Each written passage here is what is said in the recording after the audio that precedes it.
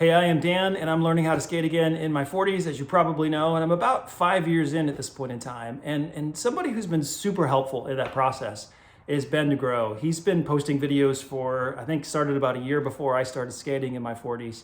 And I found him through his kickflip video and just really locked into the sorts of content he was posting about trucks and wheels and boards and board shops and shapes, and as well as trick tips. So wanted to say thank you to Ben. I saw your video that you're kind of hanging your hat up for a while, and thank you for all the time and effort and work that you put in to helping folks like us navigate the world, because the reality is we can't buy every pair of trucks and wheels and boards that are out there because we just don't have time to test these things. We're trying to learn how to skate as adults.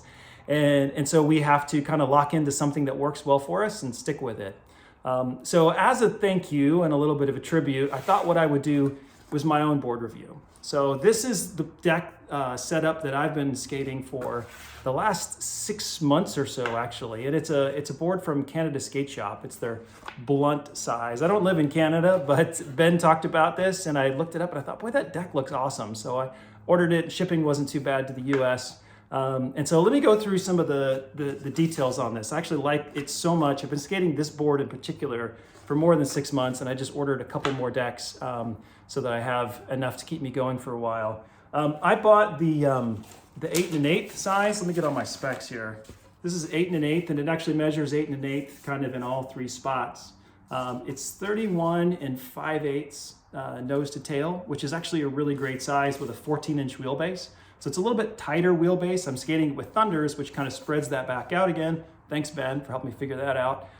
It's worked really well for things like flip tricks and rotations. If you watched my kickflip video, kind of the last, I don't know, maybe month or so of that video, I was skating this exact setup. And I really attribute my kind of locking in kickflips to this setup. It really helped me a lot. So I'm using this to try to learn tray flips as well. 7-inch nose, 6 5/8 on the tail. I measured the concave at about 3/8 of an inch, sort of from the edge to the middle. The nose and the tail at about 21 degrees. And it has this blunt shape. It's actually really nice, kind of a blunt shape, which is great for trying to do ledge tricks and sort of tech work. Because it's a shorter wheelbase at 14-inch, it makes it a little bit easier for rotation and like trying to learn tray flips still. And I think this is a really great deck for that. Normally I get about 3 months out of a deck. And like I said, this one I've been skating for well over 6 months at this point in time. And it's holding up strong, actually. I don't have any concerns with it. It doesn't feel like it's getting soggy or losing its pop, which is actually pretty amazing. This one that I got was actually reasonably light. The deck weighed in at 1174. So when you put this deck together with the full setup, which are these 8 1/4-inch Thunders. These are the forged hollows, so hollow kingpin, hollow axle, forged base plate, and then 52-inch Formula 4 Classics 99As. Gave up on the Dragons and the X Formulas. They were just not going to work for me. They stuck too much.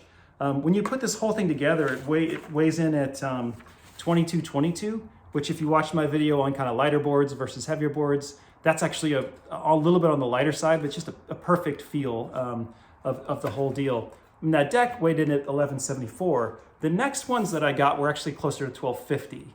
So I'm not sure if it's just the board or the glue or something is a little bit heavier, but they're both a little bit closer to 1250. So kind of more like a standard board weight. So not so much on the light side, but that's fine. The shape of it just is super helpful for tech tricks of various sorts.